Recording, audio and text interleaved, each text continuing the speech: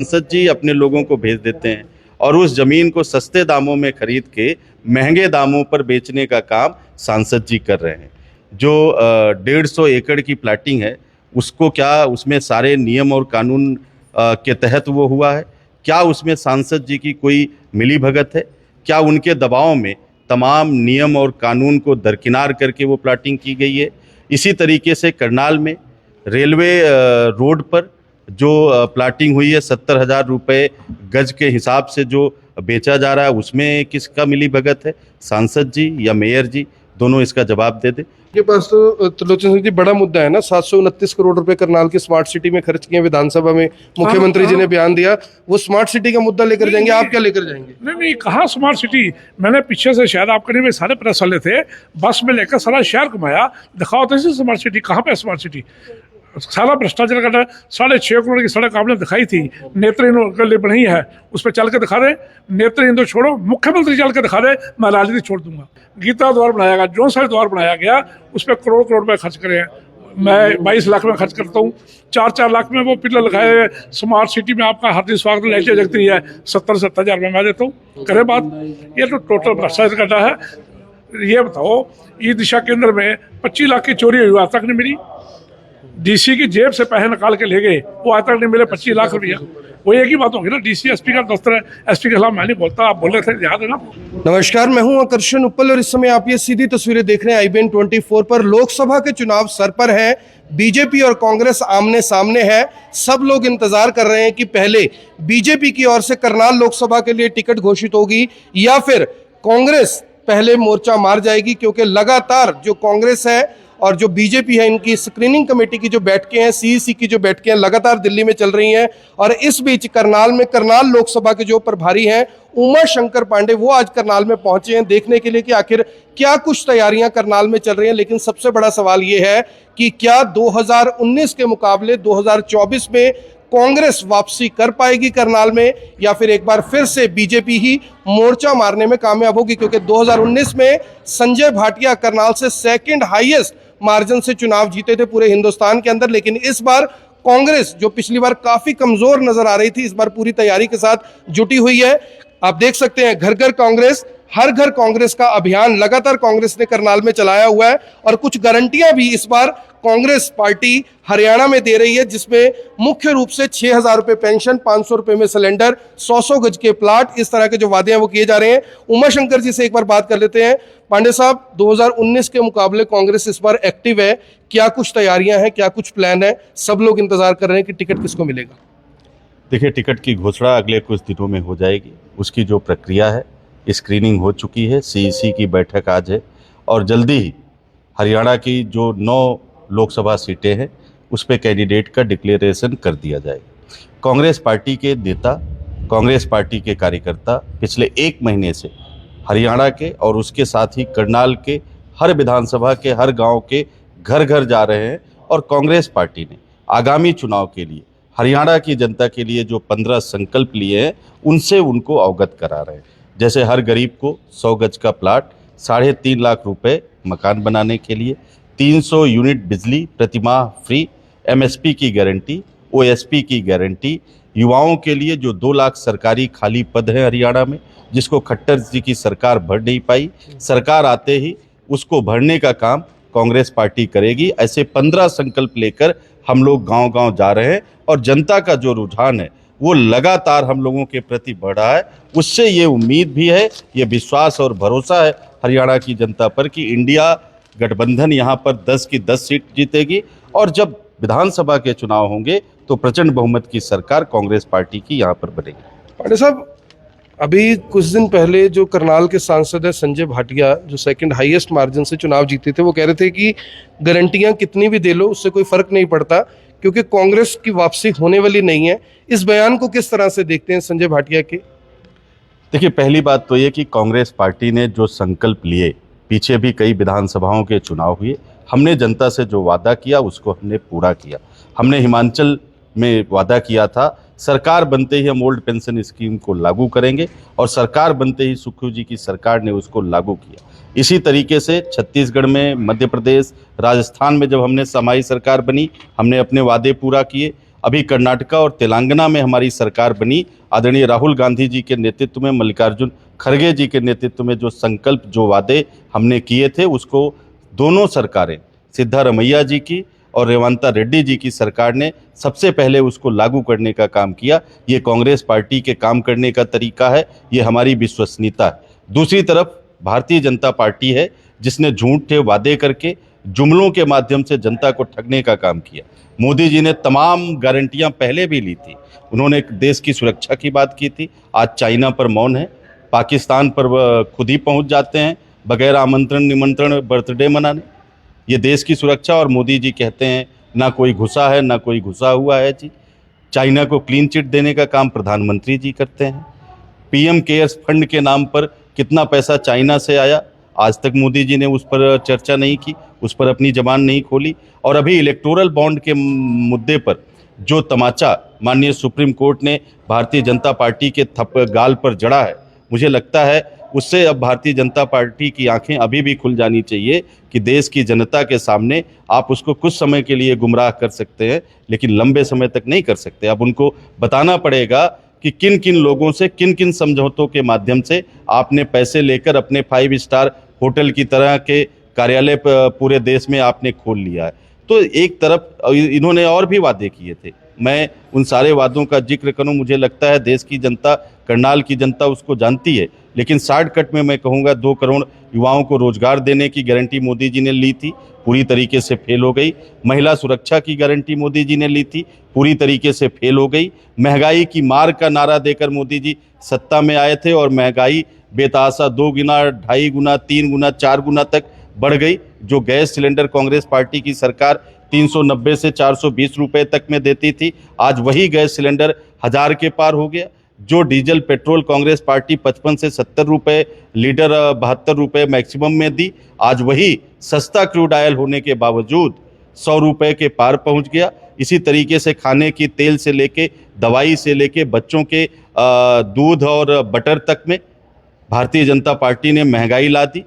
तो ये एक तरफ भारतीय जनता पार्टी जो कहती है उसका ठीक उल्टा करती है, दूसरी तरफ कांग्रेस पार्टी है जो कहती है उसको प्राण जाए पर वचन न जाई के आधार पर पूरा करती है। तो राहुल गांधी जी की, खड़गे साहब की, कांग्रेस पार्टी की विश्वसनीयता पर हरियाणा की जनता को इस बार भरोसा है। और उनका झूठ और जुमले का जो उन्होंने एक बुर्का पहन रखा था, नकाब लगा रखा था, अब वो नकाब उनके चेहरे से हट चुका। राजस्थान के चूरू के विधायक, माफ़ कीजिएगा, सांसद हैं राहुल कसवां, आज उन्होंने यानी कि कांग्रेस ज्वाइन की है, बीजेपी छोड़कर। मौजूदा सांसद हैं हिसार से ब्रजेंद्र सिंह हैं, उन्होंने भी आज यानी कि कांग्रेस ज्वाइन कर ली है भूपेंद्र सिंह हुड्डा के नेतृत्व में। क्या कुछ कहेंगे? पहले कभी ऐसा नहीं होता था कि मौजूदा बीजेपी को कोई छोड़कर कांग्रेस में सांसद चला जाए, इसको किस तरह से देखते हैं? हालांकि कांग्रेस से भी कुछ जो लीडर हैं वो बीजेपी में जा रहे हैं। देखिए, राजस्थान में अभी भारतीय जनता पार्टी की सरकार बनी है, वो भी उनकी पूर्ण बहुमत की सरकार बनी। इसके बावजूद वहाँ से उनके सांसद उनको छोड़कर कांग्रेस पार्टी में आ रहे हैं। इसका मतलब कि जनता का रुझान, जनता की विश्वसनीयता कांग्रेस पार्टी के प्रति बढ़ी है। और जिस तरीके से राजस्थान के सांसद कांग्रेस में आए, हरियाणा के सांसद कांग्रेस में आए, इसका मतलब कि लोगों की अंतरात्मा अब जगने लगी है। मोदी जी ने पूरे देश में और अपनी पार्टी में जो उन्होंने डर का माहौल बना रखा है, अब उस डर से निकलकर लोग सच के साथ आने लगे हैं। और जहां तक हरियाणा की बात है, अभी हिसार के सांसद आए हैं, आने वाले कुछ दिनों में कुछ और भी सांसद भारतीय जनता पार्टी को छोड़कर कांग्रेस में आ रहे हैं। और ये भगदड़ कोड ऑफ कंडक्ट लगने के बाद बड़ी तेजी से दिखाई देगी। और ये सिर्फ इसलिए हो रहा है कि जो जनता का रुझान है वो कांग्रेस के साथ है। अभी मुद्दे क्या रहेंगे? क्योंकि जाहिर तौर पर जो लोकसभा का चुनाव है वो केंद्र के मुद्दों पर होता है, लेकिन करनाल की जनता तो करनाल के भी मुद्दों की बात करेगी। तो जो संजय भाटिया अगर वो फिर से चुनावी मैदान में आते हैं या किसी और को टिकट मिलता है, तो कांग्रेस की क्या रणनीति रहेगी? किन मुद्दों को लेकर, किन पॉइंट्स को लेकर आप लोगों के बीच में जाएंगे जो मुद्दे लोगों को समझ भी आए? देखिए, संजय भाटिया जी चुनाव जीते और उसके बाद वो गायब हो गए। तमाम लोगों ने मुझे गाँव में कहा कि संजय भाटिया जी को अपना नाम बदलकर संजय लापता रख लेना चाहिए। तमाम लोगों ने ये कहा कि जब से वो सांसद बने उन्होंने फ़ोन हमारा कभी उठाया ही नहीं। तो सांसद जी कहाँ लुप्त हैं, इसके पीछे भी लोग अपनी अपनी बातें कहते हैं। तमाम समाचार पत्रों के माध्यम से, तमाम गांव के लोगों के माध्यम से, लोग कह रहे हैं कि सांसद जी व्यापार में व्यस्त हैं, और वो व्यापार क्या है? लोग कहते हैं वो जमीन का धंधा करते हैं, और वो जमीन के धंधे में क्या करते हैं, जहां परिवार के बीच जमीन के बीच विवाद है, वहां पर सांसद जी अपने लोगों को भेज देते हैं और उस जमीन को सस्ते दामों में खरीद के महंगे दामों पर बेचने का काम सांसद जी कर रहे हैं। दूसरा, तमाम ऐसे करनाल में ही, पानीपत में ही भी तमाम ऐसी प्लाटिंग है, तमाम ऐसे रेजिडेंशियल प्लाट काटे गए, जिसमें सांसद जी से ज़रूर मैं जवाब पूछना चाहूँगा। मैं उनसे जानना चाहूँगा, जो 150 एकड़ की प्लाटिंग है, उसको क्या उसमें सारे नियम और कानून के तहत वो हुआ है? क्या उसमें सांसद जी की कोई मिलीभगत है? क्या उनके दबाव में तमाम नियम और कानून को दरकिनार करके वो प्लाटिंग की गई है? इसी तरीके से करनाल में रेलवे रोड पर जो प्लाटिंग हुई है, 70,000 रुपये गज के हिसाब से जो बेचा जा रहा है, उसमें किसका मिलीभगत है? सांसद जी या मेयर जी? दोनों इसका जवाब दे दें। ऐसी तमाम चीज़ें हैं जहां पर इस तरीके की अनियमितता उनके सहयोग से हुई है या उनके लोगों के द्वारा की गई है। एक बार अगर जरा भी उनके अंदर नैतिकता है या खट्टर सरकार में जरा भी नैतिकता है, क्योंकि मुख्यमंत्री जी करनाल के रहने वाले हैं, तो एक बार इसकी निष्पक्ष जांच करा लें। कहीं ना कहीं अब बात जांच की हो रही है। त्रिलोचन सिंह है हमारे साथ। त्रिलोचन जी, करनाल के लोगों के बीच रहते हैं, हर घर कांग्रेस, घर घर कांग्रेस अभियान भी आपने करनाल में बड़ी तेजी से लोगों तक पहुंचाया। इस बार क्योंकि आप करनाल से रहने वाले हैं, बेसिक 3 मुद्दे क्या रहेंगे जिसमें पब्लिक को कन्विंस कर सके? भ्रष्टाचार करनाल का हब बन गया है। करनाल का जो हब है वो भ्रष्टाचार का बन चुका है। Crime city, CM city crime city बन चुकी है।